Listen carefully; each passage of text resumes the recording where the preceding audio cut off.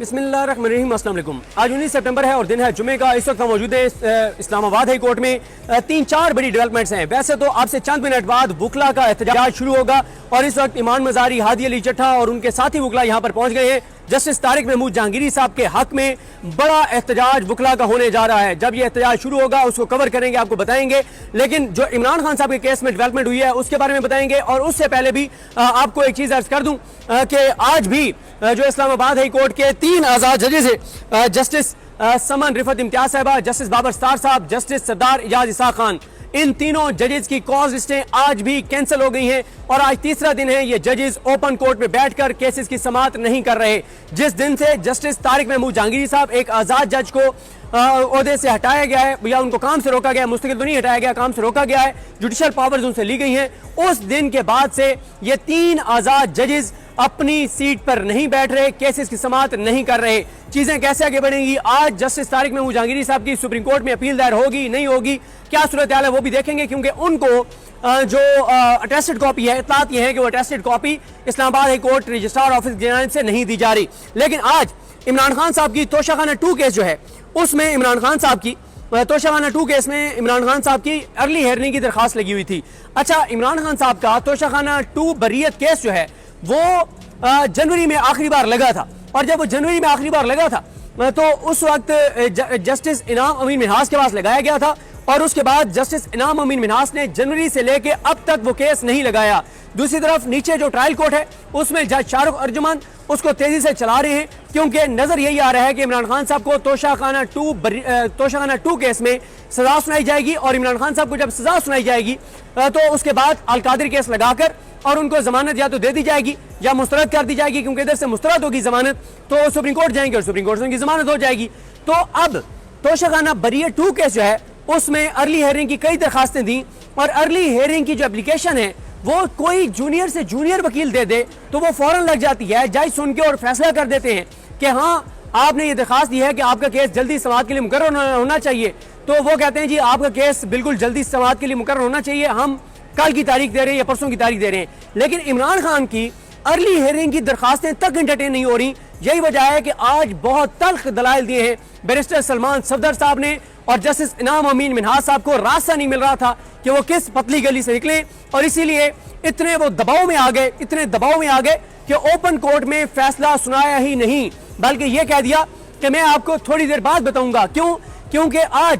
धमकी दी, बड़ी कानून की जबान में धमकी दी उन्होंने, बैरिस्टर सलमान सफदर साहब ने। उन्होंने कहा कि आप या तो हमारा केस सोमवार के लिए लगा दीजिए, अगर सोमवार को आप हमारा केस नहीं लगाएंगे तो मैं इस केस में दोबारा आपकी अदालत का रुख नहीं करूंगा। अगर आप सोमवार के अलावा कोई तारीख रखेंगे तो मैं आपकी अदालत की तरफ लौट कर नहीं आऊंगा। उन्होंने कानून की जबान में बड़े शास्त्र अंदाज में एक बड़ी धमकी लगाई है। जज अमीनुद्दीन और इनामुद्दीन एक ही तरह के हैं, वैसे दोनों एक ही कबील से हैं, एक ही तबके से, एक ही सोच से, एक ही अप्रोच से हैं, जो दोनों को ये निज़ाम ने नवाजा है। एक को आईनी बेंच का सरबराह बनाया है और एक को ये बिल्कुल उन्हीं के वो जो है ना कि वो राना सरोला जो कहते हैं कि आज़ाद कबीले के सेनेटर हैं मोहसिन नकवी साहब,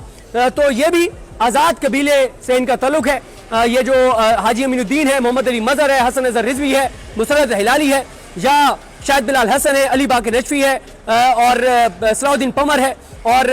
जो आमिर फारूक है, और यहाँ पे जो जस्टिस डोगर है, जस्टिस इनाम अमीन मिन्हास है, जस्टिस आसिफ है, जस्टिस खादिम सोमरो है, जस्टिस आजम खान है, ये सारे ये भी उसी एक ही जो है वो जो कानूनी और अदालती स्कूल ऑफ थॉट है, ये उसी से ताल्लुक रखते हैं, ये आज़ाद कबीले के जज हैं। तो खैर उन्होंने जब ये कहा तो अभी तक जज साहब ने तो नहीं अपना फैसला सुनाया कि वो लगा रहे हैं, सोमवार को ही नहीं लगा रहे। अलबत्ता इमरान खान साहब की जो बहनें हैं अलीमा खानम साहिबा और डॉक्टर उस्मा खान साहिबा, वो दोनों इस वक्त कमरे अदालत में मौजूद हैं और उन्होंने कमरे अदालत से जाने से इनकार कर दिया है और उन्होंने कहा है कि जब तक जज साहब अपना फैसला नहीं सुनाते कि वो सोमवार को इमरान खान का केस लगा रहे हैं नहीं लगा रहे, तब तक हम कमरे अदालत से नहीं जाएंगी। मैं बैरिस्टर सलमान सफदर साहब के कुछ दलाइल आपको बताना चाहता हूँ और शुरू में ये बता दूं आपको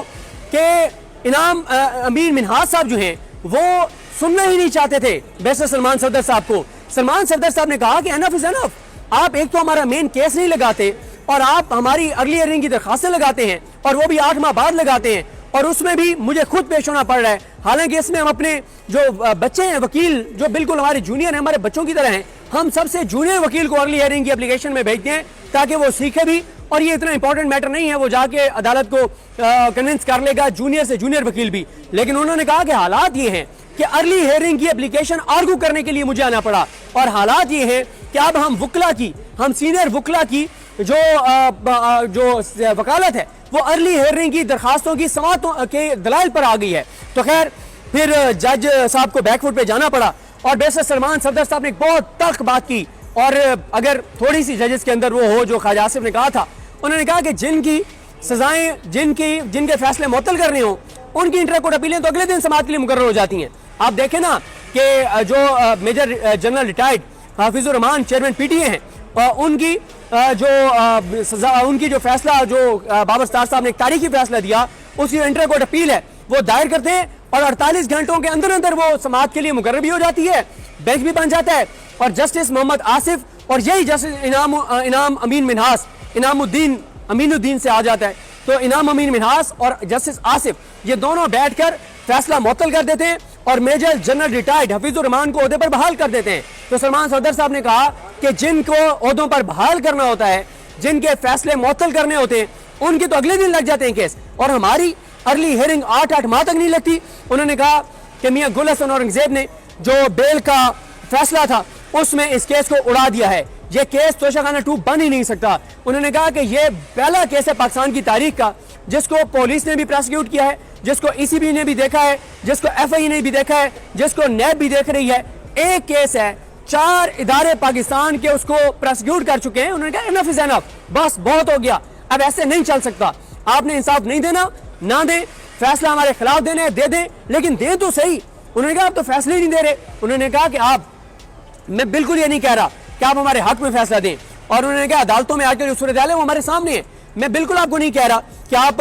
हमारे हक में फैसला दें, मैं ये कहता हूं कि हमारे खिलाफ फैसला दें, फैसला तो दीजिए। ये क्या तरीका है कि 8 माह से हम इस अदालत के धक्के खा रहे हैं और हमारी अर्ली हियरिंग की एप्लीकेशन नहीं लग रही, हमारा केस नहीं लग रहा। मैं आम जो देखने वाले हमारे लोग हैं उनको एक बता दूं, क्योंकि वो कंफ्यूज हो रहे होंगे कि बार बार जब मैं कह रहा हूं कि अर्ली हियरिंग की एप्लीकेशन, इससे मुराद क्या है। देखें, तोशाखाना 2 जो केस बना इमरान खान साहब पर, उसमें एक बरीयत की उन्होंने दरखास्त दायर की, उन्होंने अदालत में कि आप नहीं कर सकते, ये केस नहीं बन सकता। वहां से वो फैसला हुआ कि और कि नहीं जी चल सकता है, वो इस्लामाबाद हाई कोर्ट में आ गए। इस्लामाबाद हाई कोर्ट में उन्होंने आकर कहा कि ये जो तोशाखाना 2 केस है, ये तोशाखाना के केसेस एक ही केस बन सकता था, और एक केस में उनको सजा हो चुकी है, एक ही जुर्म के ऊपर एक ही केस बन सकता है, एक से ज्यादा केस नहीं बन सकते। अगर इमरान खान साहब पर ये इल्जाम है कि उन्होंने तोशाखाना की कुछ चीजें जो है वो अपने पास रखी हैं या वो बेच दी हैं, तो